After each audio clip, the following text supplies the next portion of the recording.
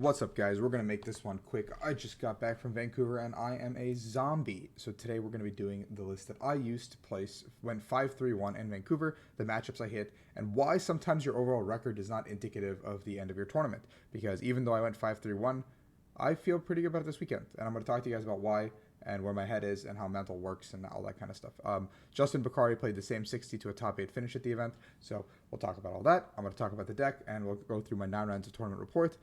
And don't worry, guys, Astral Radiance is on the horizon, so just please like, subscribe. I was going to do some Astral stuff today, but I can barely think. Here's a list that Justin and I played, and John played to a top 8 finish and my 5-3-1 finish, losing 2 respective win ends. We played a 4-3-1-1 Inteleon line. We've been playing 4-4 for quite a while, and we decided to make that last cut for the Rescue Carrier because Rescue Carrier gives you a better chance in the Mew matchup, because a lot of the time if you use one Sobble to keep calling and one is prized, being able to only be able to use 2 Sobbles for the whole game feels really bad. So being able to carrier back that Sobble is like the primary purpose, and it just acts as another way because Mews usually Drizzle Hunt. And that's one of the reasons that we put the 4th Drizzle in, so Carrier kind of fulfills a dual role. Never really felt that it was missing throughout the tournament. Can't really say it. Yeah. 2-2 Urshifu VMAX, 2 Moltres and 1 Hoopa, kind of standard. We played 1 Amazing Rare Celebi because with Choice Band, Grass, Energy, we can one-shot a Hoopa V, and that really helps us in the trade against that matchup because we don't have to ever really VMAX until we need it, and it gives us a chance to win against any Hoopa Vs, unless they're playing all 3 techs, Hoopa, Manaphy, Dunsparce. If they're just playing Hoopa, Dunsparce, or Hoopa, Manaphy, it becomes really easy to win the game, actually. Because they've now just voluntarily given up 2 prizes for no good reason for a 1 prizer. The supporter that we added to our list that we hadn't had before was Avery. We weren't really a huge fan of Avery, to be fair, the whole time, but because people were playing Dunsparce Manaphy, and we wanted to have a better chance against that, playing Avery plus double rope gives us a really good chance into forcing them to either give us the Sobble, the Dunsparce, and the Manaphy, because a lot of the time they will just discard their Arceus, making us have some more wiggle room here. So rest of the list is super tight, has not changed too much since, EUIC. We've been playing this package for quite a while now. A lot of work in terms of what we were trying to do to win games. And yeah. So let's get into my 9 rounds and why, even though I played against 9 rounds, I feel good about my tournament. Round 1 I played against Vincent Din. He's a new player coming in playing Speed Urshi, something with stone in it, like, just turn 1, turn 2, turn 3, rapid flow kind of thing. It was scary because Vincent was able to get some of the combo pieces off and was able to take out my Sobbles in both games 1 and 2. But because of Vincent's inexperience, I kind of was able to take the series 2-0. But I really, I was over there sweating, going, oh my god, I was getting rapid flow. This is not something I prepared for. I didn't play Manaphy, it was just one of those really, really scary matchups for me. So I chose to, I was a little bit scared of that one, for sure. And then round 2, I go up against Landon, who was playing the exact same thing, but a much more refined version. So 2 Rapid Strike Urshifus in 2 rounds. Not something I expected. Landon was playing heavy Energy Switch, heavy Crobat, Moltres V, just being able to get the flows up and running. Game 1 was a complete slaughter. I didn't even have a chance to play the game. Game 2, I had a chance to Bird Keeper into a basic energy to flow for a second turn in a row to kill 2 Crobats. But with no Sobbles and Drizzle, access to Drizzle, it gets really hard to find those E-Searches or whatever. So I had to Bird Keeper for 3 and Raw find a way to get an energy, and I did not. So it was so close but so far. But the matchup is really, really scary because my whole board keeps getting gutted. But I think if a Manaphy hits the board, Landon's deck has a hard time dealing with it. So now I'm 1-1, and then round 3 I go up against Arceus Beedrill.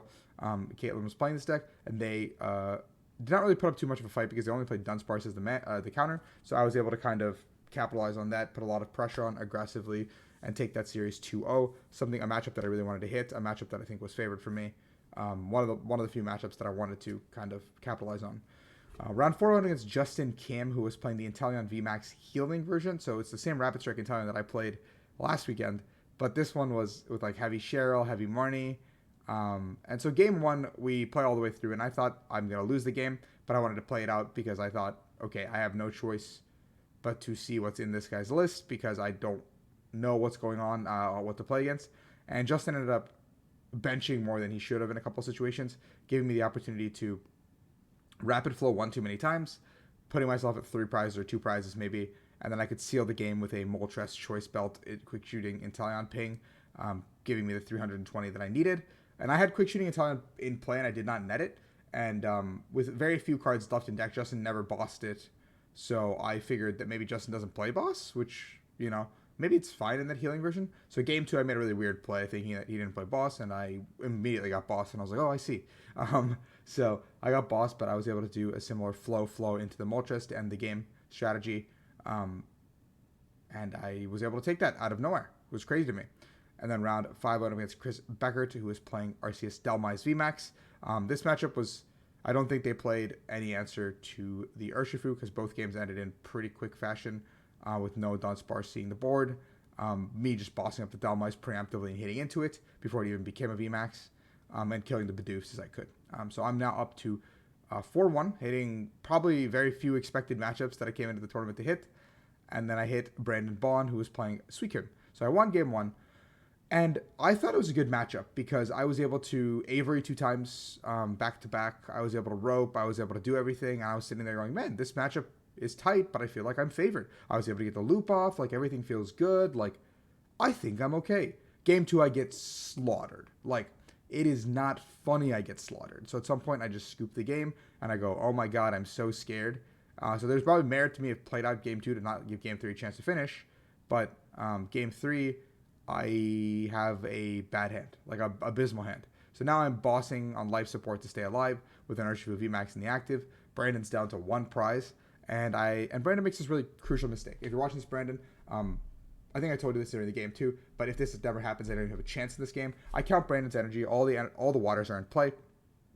But the captures are not there. I don't see the captures. But there's no way Brandon plays more than 3 captures in my mind. So Brandon ends up going for a Candy Ludicolo play that doesn't need to happen.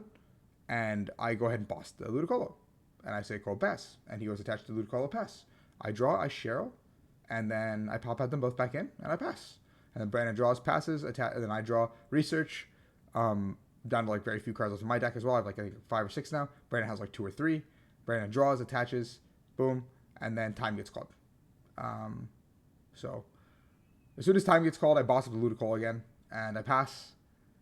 And Brandon is turn 2 of time with I think 1 or 2 cards left in the deck, which then I asked them if they had any more switching outs, and they were like, no, I'm completely out. So I actually had a win condition there, and I think I win that game in like a couple more seconds, but it was entirely due to me seeing the line, and I think Brandon being a little bit inexperienced against what to do in that situation. So 4-1, so I squeak a tie out of nowhere, and then I go against Aaron Friedman, where he's playing Dark Arc, and I played probably the worst set of Pokemon I played in my life, where I fumbled game 1, didn't take out the Aqua Bolt Inteleon in the early game, fully well knowing that there was a situation where he could set up a Zigzagoon, net Zigzagoon play on it after he had 40 damage on it.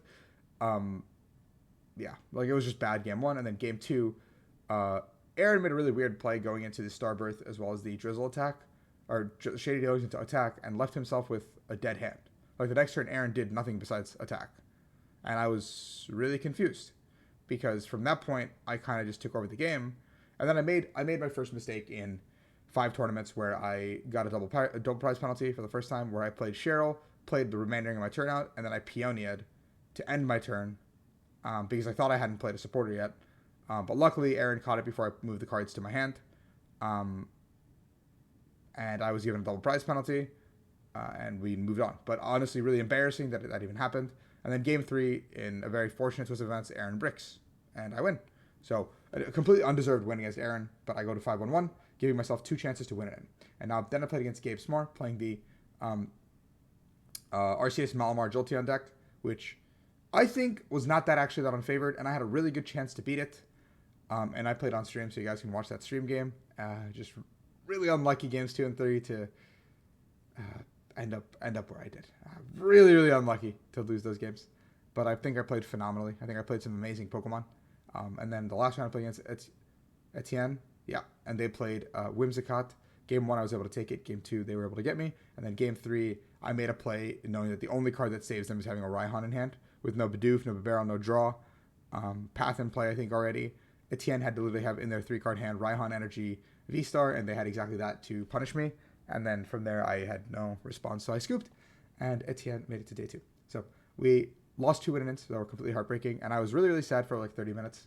But I realized that, 1, you can't win them all. 2, I played some of the best Pokemon I played this weekend, and if you look at it, I think I had 6 bad matchups.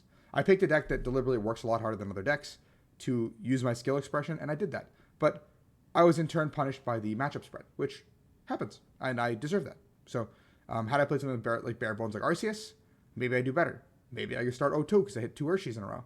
But because I wouldn't have respected Urshi this weekend. So lessons are learned. But that's it for me on Brilliant Stars format. I will be starting Astral Radiance here soon. So please be on the lookout for all of that. I hope you guys enjoy the content as always. Thank you for supporting me. And I'm really sorry on a second whiff on day 2. But, we'll be back.